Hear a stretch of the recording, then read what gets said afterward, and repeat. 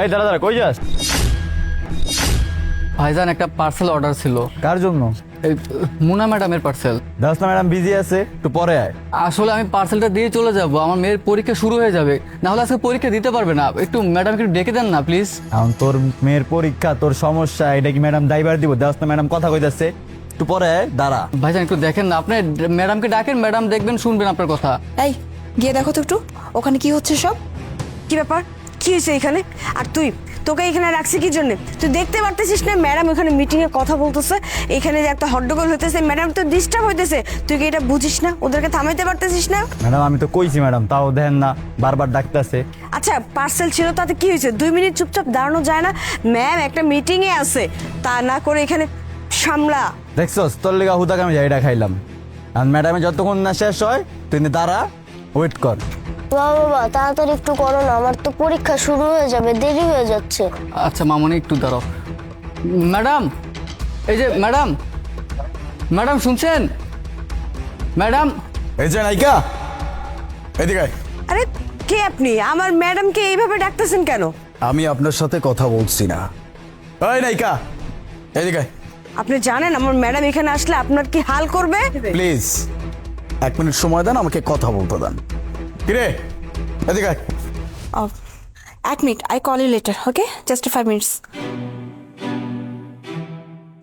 এই কে রে তুই? হ্যাঁ, এইভাবে ষাঁড়ের মতো চিল্লায় চিল্লায় ডাকার কি আছে? তোর কি চোখ নাই? তুই দেখতে পাচ্ছিস না ওখানে আমি ইম্পর্টেন্ট একটা কলে ছিলাম, আমার মিটিং চলছিল, আর তারই মধ্যে তুই বারবার ডেকেই যাচ্ছিস। আমার অ্যাসিস্ট্যান্ট তোকে বলে না যে আমি মিটিং আছি? হ্যাঁ, তবু তোর এত প্রয়োজন কিসের রে? কে রে তুই?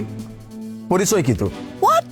এই কোথাকার কোন হিরো রে তুই? হ্যাঁ, তুই এসে ষাঁড়ের মতো চিল্লাইলি, আর এখন আমাকে জিজ্ঞেস করছিস যে কে রে আমি? এই আমার সম্পর্কে তোর কোনো আইডিয়া আছে? আর আমার পরিচয় তুই একবার জানলে না, এই যে এভাবে গলাটা একদম নিচ থেকে উপরে তুলছিস না, গলাটা একদম নিচে নেমে যাবে। আমি তো সেইটাই জিজ্ঞেস করলাম, তুই কে, তোর পরিচয় কি? আমার পরিচয় তোর জানার এতই শখ? আচ্ছা ঠিক আছে, তোর শখটা আমি মিটিয়ে দিচ্ছি। এই যে অত্র এলাকার যত বিল্ডিং দেখছিস না, এই বিল্ডিং এর যে বিল্ডার, সে বিল্ডার্স কোম্পানির সিইও আমি। বুঝতে পারলি এবার আমার পরিচয়টা কি? আর তোর মতো রাস্তাঘাটে 2 টাকার ছেলে আর আমার সাথে সেইভাবে ব্যবহার করতেছে, তোর সাহস দেখে রীতিমতো অবাক হয়ে যাচ্ছি। আর এই যে তোমাকে আমি কতবার করে বলছিলাম, আমি যখন কোনো মিটিং এ থাকবো, দুনিয়ার যে কেউ অসুখ আমাকে ডিস্টার্ব করবে না। এই ডেলিভারি ম্যানের সাথে কি হয়েছে? ওকে দাঁড় করে রাখতে পারতে না? এই ডেলিভারি ম্যান ভাইয়াটা সে অনেকক্ষণ এখানে আসছে তার বাচ্চাকে সাথে করে, শুধুমাত্র তোকে তোর পার্সেলটা বুঝিয়ে দিয়ে সে তার বাচ্চাকে নিয়ে স্কুলে যাবে তার বাচ্চাকে রাখতে, কারণ আজকে তার বাচ্চার এক্সাম। তখন থেকে এই মানুষটা তোকে বারবার ডাকার চেষ্টা করতেছে তোকে পার্সেলটা দিবে বলে, কিন্তু তুই ওইখানে দাঁড়িয়ে দাঁড়িয়ে ফোনে কথা বলছিস কিন্তু পার্সেলটা রিসিভ করছিস না কেন? So what? হ্যাঁ, ওর মেয়ের স্কুলে দেরি হয়ে যাচ্ছে, এর এক্সামে দেরি হয়ে যাচ্ছে, আমার তো কিছু এখানে করার নাই। হ্যাঁ, ওর মেয়ে জাহান্নামে যাক। আর একটা কথা শোন, ছোট লোকদের না সময়ের কোনো মূল্য নাই। এই যে আমাদের প্রত্যেকটা সেকেন্ডের না 1 লাখ করে দাম, বুঝতে পারলি? সো আমাদের সময়ের মূল্য অনেক বেশি, এরকম ছোট লোকদের কোনো সময়ের মূল্য নাই। ওর মেয়ের পরীক্ষা তো কি হয়েছে, লেট হয়ে গেলে সমস্যা নেই, আর একটা পরীক্ষা না দিলে বা কি হয়ে যাবে? আচ্ছা, তোর বাপ কি করে? এই তুই আমার সাথে কথা বলছিস, ওকে ফাইন, তুই এখন আমার বাপরে কেন টেনে নিয়ে আসলে? আমার বাপ কি করে সেটা তোর জেনে কি হবে? কারণটা বলার জন্যই তোকে জিজ্ঞেস করছি তোর বাপ কি করে বা কি করত। তাই না? আমার বাবা একজন দারোয়ান ছিল। বাহ, তোর বাবা দারোয়ান ছিল। একটাবার ভেবে দেখ, তোর বাবা যে দারোয়ান ছিল, আজকে তুই সেই দারোয়ানের মেয়ে কোন অবস্থানে দাঁড়ায় আছিস? তুই কি একটাবারও বোঝার চেষ্টা করছিস? এই যে ডেলিভারি ম্যান, সেও তো তার বাচ্চাকে নিয়ে কোনো না কোনো স্বপ্ন অবশ্যই দেখছে, আর সেটা পূরণ করার জন্যই তার বাচ্চাকে নিয়ে স্কুলে যাচ্ছে, যেন সে পড়াশোনা করে মানুষের মতো মানুষ হইতে পারে, তাই তো? শোন, এখানে তো সিম্পিতি নেওয়ার কোনো কিচ্ছু নাই, বুঝলি? হ্যাঁ আমি মানছি আমার বাবা দারোয়ান ছিল, বাট আমার বাবার অনেক চেষ্টার অনেক কিছু পরে না আমি এই জায়গায় আসছি। আর এই জায়গায় আসছি শুধু আমার বাবার জন্য না, আমার নিজেরও কিছু চেষ্টা আছে। আর এই যে ভাগ্য, এই ভাগ্য ছিল বিধে আজকে আমি এত বড় বিল্ডার্সের সিইও, বুঝতে পারলি?